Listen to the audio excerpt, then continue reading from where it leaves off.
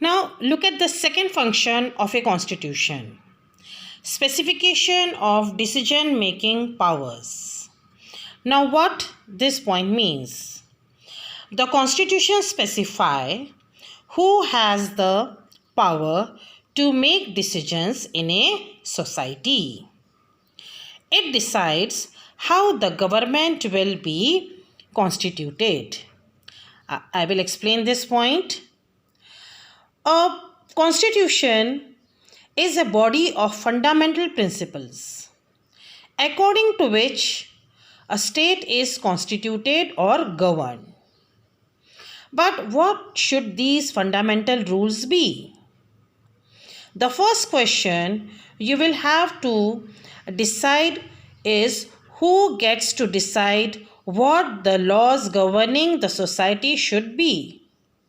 You may want rule X, but others may want rule Y. How do we decide whose rules or preferences should govern us? How do we resolve this dispute? Who gets to decide? Who will make rules? The Constitution has to provide an answer to this question. It specifies the basic allocation of power in a society. The Constitution decides who gets to decide what the laws will be. See, in a monarchical constitution, a monarch decides, means he only makes laws.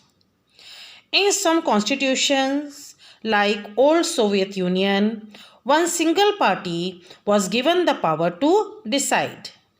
But in democratic constitutions, the people get to decide.